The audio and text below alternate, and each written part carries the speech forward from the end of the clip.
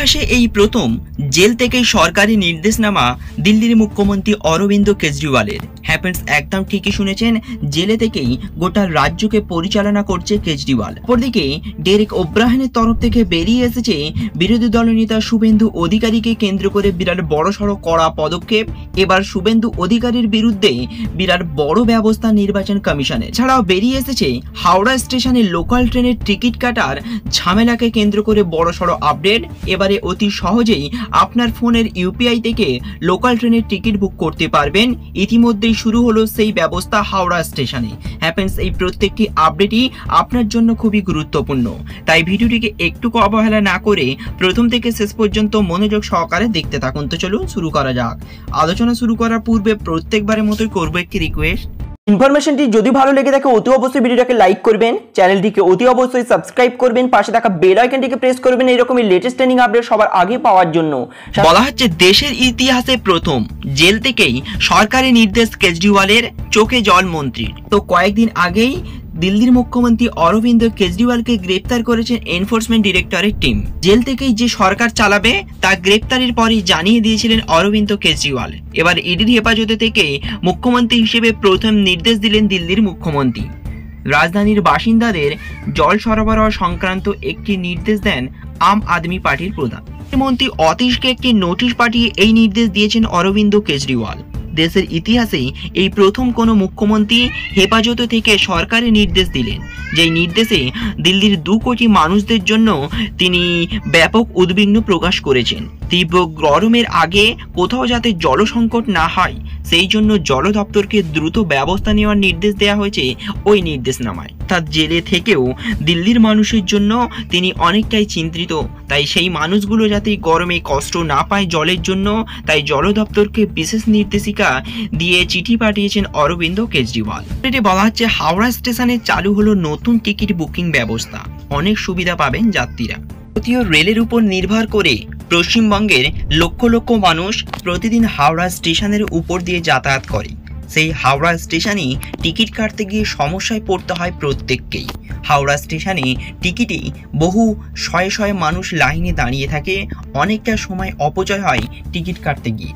তাই বহু বছর আগেই হাওড়া স্টেশনে বসানো হয়েছিল যাত্রীদের জন্য টিকিট কাটার একটি মেশিন, যেখানে আপনার কাছে কার্ড থাকলেই আপনি সেই টিকিট কাটতে পারবেন অনায়াসে। কিন্তু বহু মানুষের কাছে সেই কার্ড না থাকায় তাদের ক্রমাগত সেই টিকিট কাটার সমস্যা পোহাতেই হচ্ছে। ইতিমধ্যেই সেই সকল সমস্যার সমাধান নিয়ে হাজির হয়েছে হাওড়া স্টেশন। এবারে হাওড়া স্টেশনে বসে গেল টিকিট বুকিং এর ব্যবস্থা, যেখানে আপনি আপনার ইউপিআই অ্যাপ ব্যবহার করে আপনি একটি কিউআর এর মাধ্যমে আপনার টিকিটের পেমেন্ট করতে পারবেন এবং অনায়াসে অনেক সময় অপচয় না করে আপনার প্রয়োজনীয় গন্তব্যস্থলের টিকিটটি আপনি কেটে নিতে পারবেন। সমস্ত যাত্রী ও সাধারণ মানুষকে বহু সমস্যা থেকে সমাধান করলো এই কিউআর ব্যবস্থার মাধ্যমে টিকিট বুকিং করার সিস্টেম। অপর আপডেটে বলা হচ্ছে শুভেন্দুর বিরুদ্ধে যথাযথ ব্যবস্থা নেওয়া হোক, নির্বাচন কমিশনে নালিশ করল তৃণমূল। আইপিএস অফিসার নন, তারপরেও কয়েকজনকে আইপিএস এর জন্য সংরক্ষিত পদে বসানো হয়েছে, এই অভিযোগ তুলেছিলেন বিধানসভার বিরোধী দলনেতা শুভেন্দু অধিকারী। তিনি দাবি করেছিলেন যে নির্বাচন কমিশনের নিয়ম লঙ্ঘন করা হয়েছে, যদিও পশ্চিমবঙ্গ পুলিশের পক্ষ থেকে দাবি করা হয়েছে শুভেন্দু যে অভিযোগটা করেছেন সেটা পুরোপুরি মিথ্যা এবং বিভ্রান্তিকর।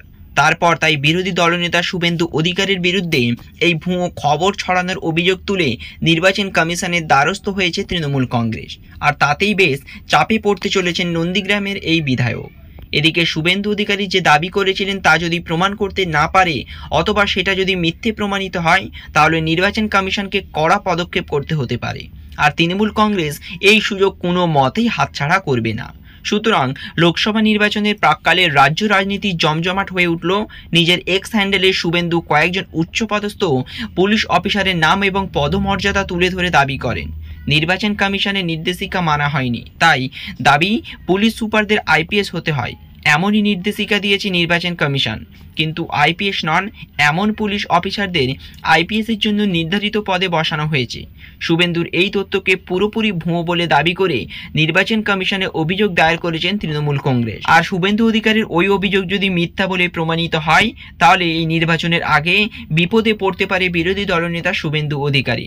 নির্বাচন কমিশনের তরফ থেকে কড়া পদক্ষেপ নেওয়া হতে পারে নন্দীগ্রামের বিধায়ক শুভেন্দু অধিকারীর বিরুদ্ধে। এখন দেখা যাক এই তথ্য কতটা সত্য বা কতটা মিথ্যা প্রমাণিত হয়।